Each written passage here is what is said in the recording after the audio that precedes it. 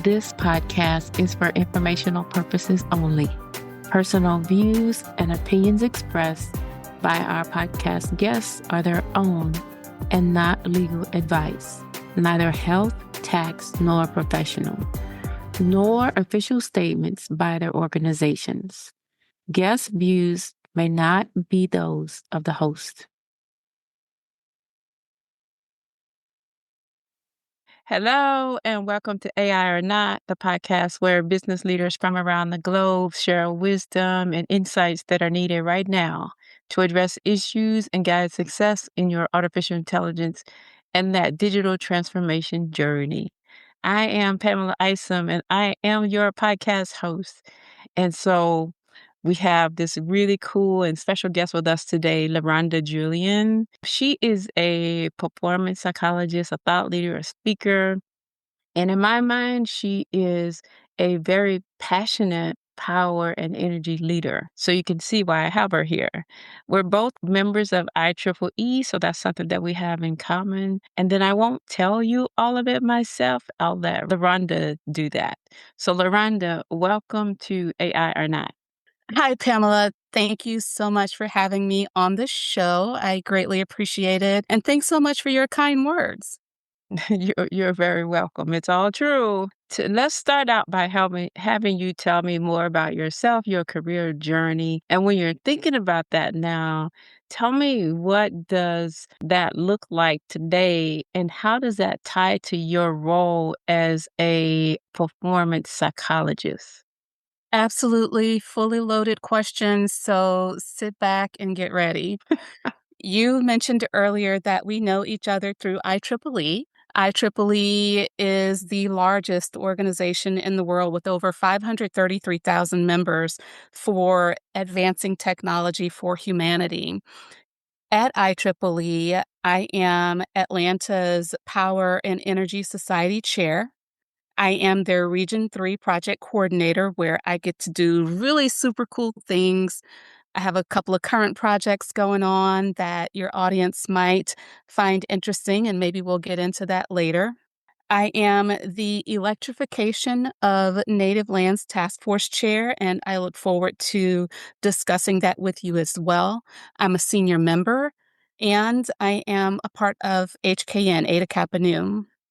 My journey in the electric utility industry didn't really come out of that childhood dream where everybody's like, oh, I want to be a ballerina or I want to be a firefighter. My journey has really been a journey. My love, absolute love, is for psychology. When I first finished high school, because I was really young and naive and very ambitious, I double majored in college in law because my godfather was a lawyer and I worked with him, and I also was drawn to that, and psychology, which was my passion. Anyone who has ever been to law school knows that there is a lot of reading associated with law, especially when you first start out. And after a while, I had to sit my dreams aside as far as that law was concerned and really focus on the psychology, which was my passion, so that I could be successful and so that I could bring the most value to my time and to others who were investing in me. Out of school, I initially started out working in residential construction. My dad, before he retired, was a master carpenter, and I remember fondly when I was younger going to his job sites, sitting and watching him work, learning about all the tools of the trade, interacting with his clients. It was a lesson that could only be learned in that way, something that definitely couldn't be passed down through anecdotes. When I got out of school, I had the opportunity to first work with him and then work with another company that was actually based out of Marietta, Georgia. I was in New Orleans at the time, bringing back online 400 units in three of the worst housing developments in the country that had been vacant anywhere from 0 to 10 years. It took me 2 years to do that project. Post that project, I moved on into commercial construction with a company based out of Atlanta that was doing the building of strip malls and schools and restaurants. The next leg of that journey has been in the utility space. Now I work in the electric utility industry. I've been doing it for approximately 20 years now.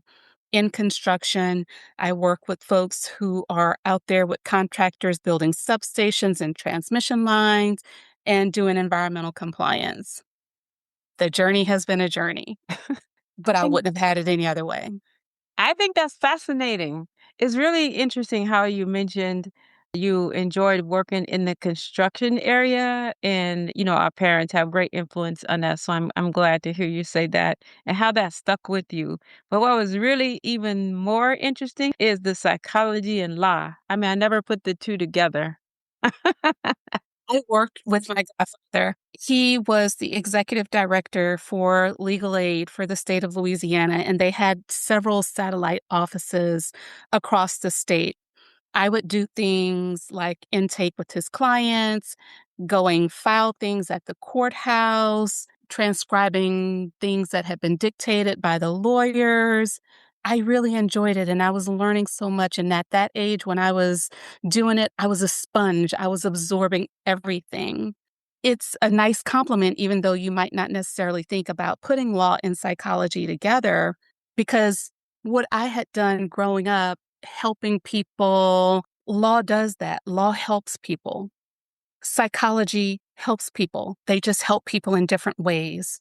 In my mind, it was really the same string, but two different ends of it, two different ways of getting to the center to accomplish the same goal. I love it. Okay, and then so you landed in utilities and you started to go there. And so basically today you're leading work. So I'm going to ask you a question. It's kind of threefold, right? Because there's IEEE, Mhm. and then there's your native lands project that I want you to go into. And then there's utilities. So what Mm. I'd like to know is all this is connected. So is as you're leading your work in electrification of native lands, tell me more about your objectives, that connection with IEEE, and then the utility connection. Sure. IEEE has a committee. It's called SESDC, Sustainable Energy Systems for Developing Communities. Underneath that committee, there is the Electrification of Native Lands Task Force. The purpose of the task force is to conduct research, engage in what we call practical activities that are aimed at improving electricity. So that goes back to the organization IEEE as well as utility. We want to improve electricity access to homes and businesses and communities that are on tribal lands or in underserved areas. Secondarily, we want to increase awareness and improve education on this topic because a lot of people don't understand or they don't know that there are individuals right here in the United States who are living without power, period. Full stop. Not they have it sometimes, they don't have power at all. They're still using kerosene lamps and candles in the United States in a first world country. So we want to increase their awareness and improve education on this particular topic. And we want to provide some networking opportunities and community building opportunities for the students, the practitioners, the researchers who are all a part of IEEE, and then further to the general public. One of the quotes that I love every time I talk about this to share with people is by Jonas Salk. And what Jonas Salk says is, our greatest responsibility is to be good ancestors. This particular quote actually encapsulates what I perceive, what I think of as a timeless truth that speaks to the core of our humanity and our duty to our future generations. And we hope to accomplish that through our Electrification of Native Lands task force. We have a few topics that we're focused on as far as that community building and sharing that education with people. And it includes tribal engagement because you have to build those relationships with the people who you are trying to help. You need to get their perspective. You need to understand the tribal needs and share with them the benefits of electrification. We also want to take into account those technical and engineering considerations, which is where IEEE absolutely comes in with all of the engineers and other members. We have to take into account any regulatory, legal, and permitting issues. We also have to think about funding because a lot of the tribes and a lot of the people in underserved areas don't have the funds to build out the infrastructure. So, how do we solve for that? And finally, educating, training the people who we are trying to help so that they can sustain whatever systems we bring into place in perpetuity. So that's awesome. How can we help? I have a task force. It is open to anyone, not just IEEE members, who would like to help to move our mission forward. You can reach out to me through LinkedIn or via email. I am happy to connect with anyone there and get them plugged in to where we are right now. We are going to be at the IEEE Power and Energy Society General in July. So anyone who's there who would like to connect with me in person, I am happy to do that and bring you up to speed there as well. Those things that I talked about, helping with tribal engagement, helping to come up with a framework that will let the individuals know in those tribal and underserved communities what the benefits are. Anybody who can bring their technical and engineering expertise, anybody who has a government connection who can help with those issues, or anybody who does training. We invite all of those individuals, whether you're a member of IEEE or not, to help to move this initiative forward. And what does success look like? I dream of success, definitely have a vision for it.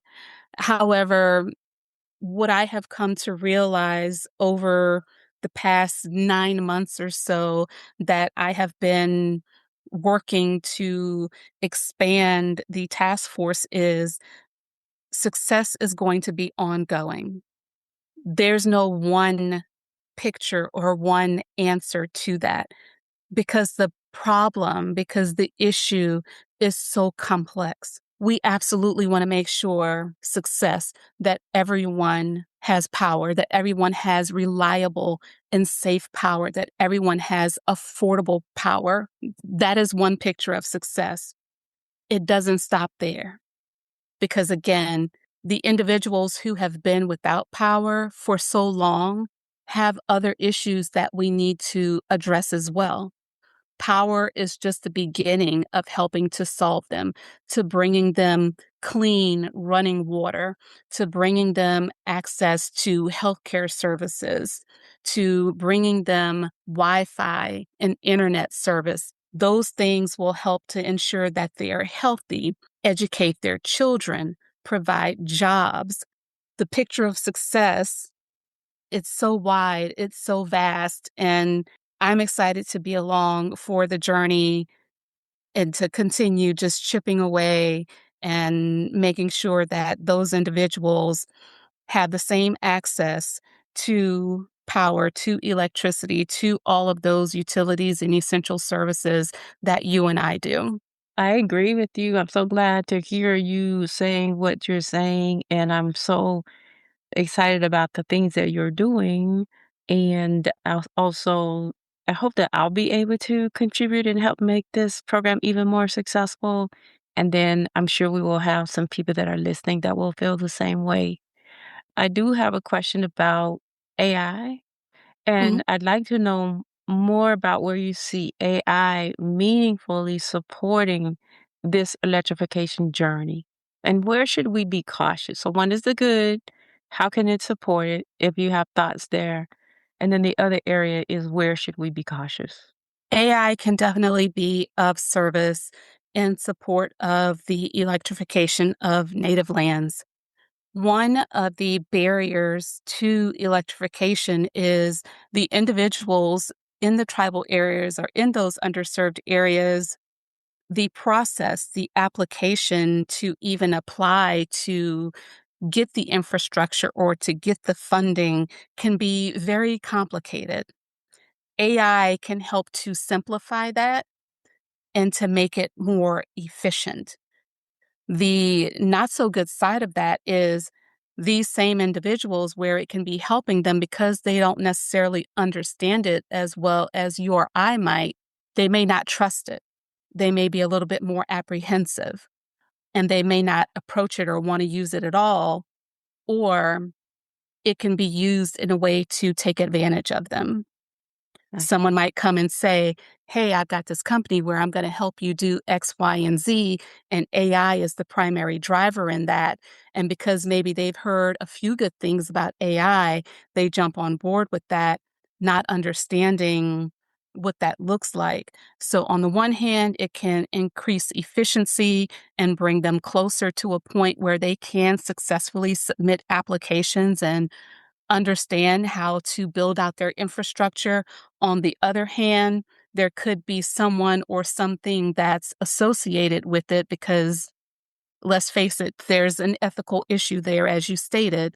And we just need to make sure that they are educated of what the pros and the cons are and know when to ask questions about information that they might be receiving or asking to give. I agree. That's good insight. I think that data integrity and integrity, just integrity, period, and that human integrity aspect as well needs to be highly considered in a situation like this. But I do see where and understand your perspectives on where AI could be meaningful. That is good. So I'm glad to hear that. And that makes me think about another point of the discussion, right? So, and you were kind of going there, but from your perspective, what are leaders getting right? And where are we falling short today? Leaders, the ones who I have encountered, they've heard of AI. They are very conscious of the different issues associated with cybersecurity and with technology in general. They're doing a lot on the cybersecurity asset portion of it to make sure that people, their employees, know of different scams that might be associated with cyber that could possibly infiltrate their systems and cause issues. We're receiving a lot of training on that. There's a lot of awareness around that. AI, as it's coming onto the scene, is starting to gain some. We're starting to gain a lot of awareness of what it can do and what it can't do, realizing that the human is always going to have to be in the loop.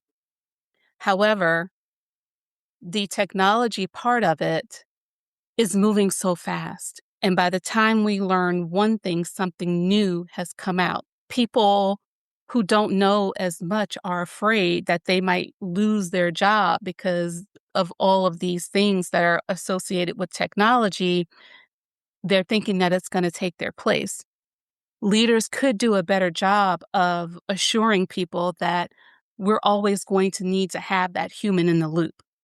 This AI, this technology is going to help us to increase our efficiency. It might help us to improve our processes. It might help us to be a little bit more creative and innovative, but we're still going to need you. You are our most important asset. We value you, the individual, as well, and probably more than we value all of these different pieces of technology that are coming onto the scene. So, whereas the leaders are embracing technology, where sometimes they fall short is in letting their employees know that you are equally, if not more, important. And you know that ties to the example that you shared just a moment ago with the electrification journey. This ties to that, right? So, and the example that you shared, where, for instance, if a vendor comes along and says, "Hey, you should really use this," and it hasn't been well thought out, and we become quick to jump on the bandwagon without really seeking and conducting the proper due diligence to ensure that it is going to truly add value and not introduce harms. It just makes me think about that example that you shared, because that's why I tied the two together, because Mhm. sometimes we struggle with how to take the human in the loop concept and make it real. And so, what I try to do on this show, these episodes, is help people see how to make it real and tie it to real examples, right? So that it's not just some concept that we're studying about. And so, I think that you really help bring that point home. So, That is where I find that psychology comes into play. I work at an organization that's primarily finance and engineering. As a performance psychologist, my degree specifically, my bachelor's and my master's is in industrial organizational psychology. And people often ask me, what does that mean? What do you do? And how does that apply to construction or engineering? I break it down for them like this. I help people and companies play nice together.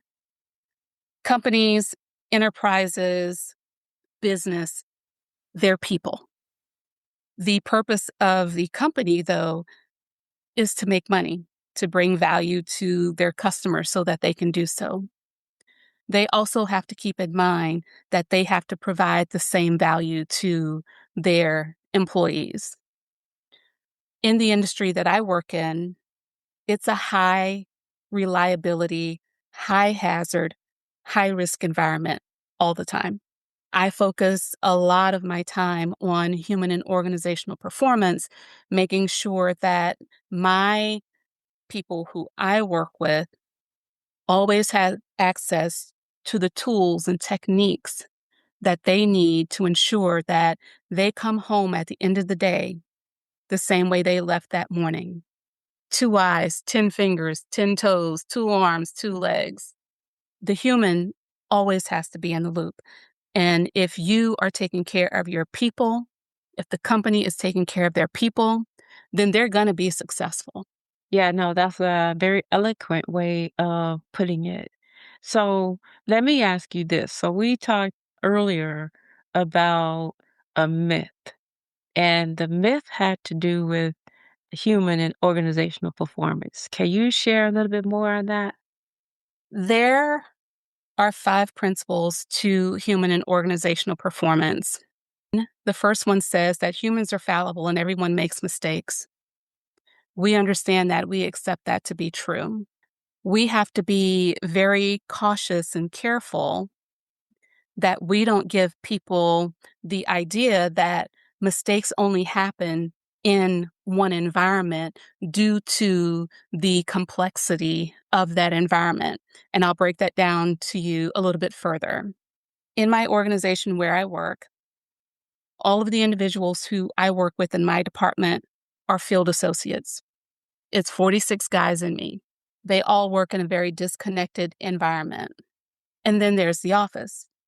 I have to be able to relate to the people in the office as well as the people who are in the field, that these human and organizational performance techniques don't just apply to the field people because they're working in high voltage situations, because they're working in those high hazard situations all the time. It also applies to the people who are in the office. Remember, all humans are fallible. Everyone makes mistake. First principle of human and organizational performance. There are mistakes that can happen in the office as well as mistakes that can happen in the field. The consequences are different, but they're still mistakes. When I provide education, when I do training to my office and my field people, I make sure that I provide them with examples of how human and organizational performance can be applied to the office job to the job that they're doing out in the field. And then I take it a little bit further and talk to them about how it applies at home. Because what I don't want is for you to learn this stuff at work and then go home and make a mistake that could have been prevented because you decided to leave all of that good education and training back at the job. I'll give you one example of each. In the office, one of the tools that you can use if you're working either on a spreadsheet or a Word document is track changes. Track changes is considered a flag or an operational barrier, which is a human and organizational performance tool. How do you use flagging and operational barriers in the field? You might see yellow caution tape. You might see cones. Those are flags and operational barriers in the field. All right, end of the day, let's go home. What flags and operational barriers do you see at home? Well, maybe you have a little baby and you've put those little plastic pieces in the outlets so that they don't stick their fingers or the toys in there to electrocute themselves. Or maybe you have the little gate so that they don't go up or down the stairs. That's a flag and an operational barrier. Showing people how, again, these tools and techniques apply throughout their whole life, not just at work and not just for a certain section of people, helps to make it real. The bottom line is we're trying to mitigate risk. We're trying to keep people safe. And that's what it does. That's what human and organizational performance does. And it's applicable across the board. Yes. You just Okay. have to understand how to contextualize all of it and how to effectively relay it to everyone at every level. I would be one of those who would, not thinking about it, would think human and organizational performance is all about work and not really think about that from a at-home perspective. So I get what you're saying. And then there's the in the office versus in the field that you differentiated. So that I think that was very helpful, very insightful. Uh, Yes. is there anything else you wanted to say on that? Yes. Another one, just because we're getting close to summer, this is another example that I sometimes give people because just the name itself makes people think field, which is our pre-job safety briefings. They think you can only do a pre-job safety briefing in the field. That doesn't apply to me here in the office. Yes, in the field, we do pre-job safety briefings all the time, every single day. In the office, what that can look like is maybe you're getting ready for an audit. Your pre-job safety briefing can say, do I have all of my audit documents? When is the audit going to be? Where are we going to have the auditors in place at? At home, what that can look like, you're getting ready to go on summer vacation. Did I purchase my plane ticket? Did I reserve my car? Did I reserve my hotel room? Did I pack my bathing suit? Do I have all of my medications? Making those checklists, doing those pre-job safety briefings, thinking about what you need ahead of time and how to mitigate any potential issues that probably be unpleasant in any situation. You're doing a pre-job safety briefing. Again, you just have to understand what that tool is and understand what that technique is and be able to share it to communicate it effectively with the receiver. That's awesome. That was really clarifying. I appreciate that. That was very helpful. But I have a few final questions. Mhm. So I usually wrap up, first of all, by saying, is there anything else that you want to share, that you intended to share, that you weren't able to get to as we get to the last part of the discussion, which is your words of wisdom or a call to action? So if there's anything you want to share with us before we get to that, I could probably take those 2 questions and wrap those up into one for you. okay. You talked about leadership and what is it that leaders need to know, or what is it that they might be missing, and pros and cons surrounding bringing different types of technology into the work environment. We also talked about IEEE and the Electrification of Native Lands Task Force and how my journey actually began years ago. The common thing to me throughout all of those things, leadership, everybody is a leader. Your leaders are not just your managers or your directors or your VPs or your CEOs or your CFOs. Everyone is a leader. You may not have that title, but you are a leader. And in organizations such as IEEE, which is a very heavily volunteer staffed organization, it gives you the opportunity to hone your leadership skills as a volunteer. There is a quote by Elizabeth Andrew that says, volunteers do not necessarily have the time because we all have jobs, right? They just have the heart. Have the heart of a volunteer, have the heart of a leader. Bring up not just yourself, but those around you so that everyone can be successful.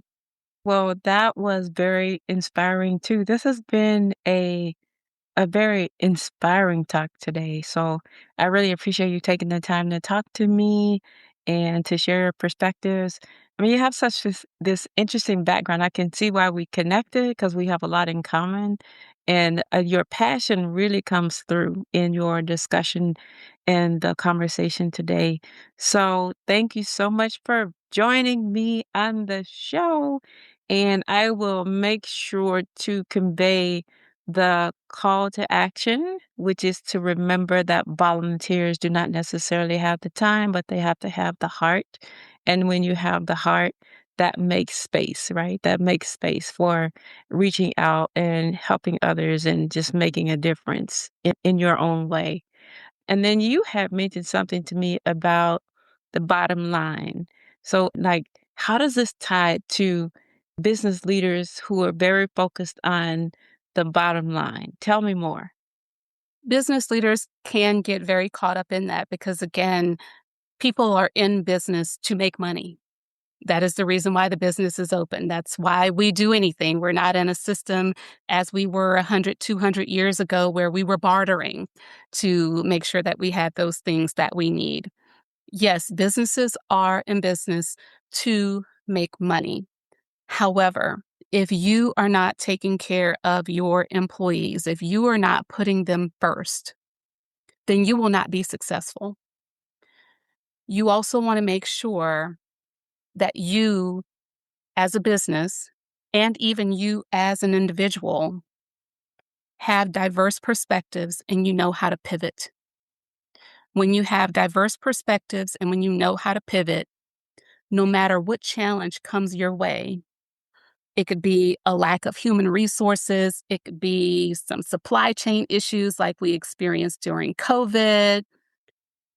No matter what that challenge is, if you as the company, if you as the business are taking care of your people, if you as the employee, if you are taking care of yourself and if you're taking care of those around you, you're going to meet and exceed that bottom line because the business and the individual will be more creative, you'll be more innovative, and you'll all be successful.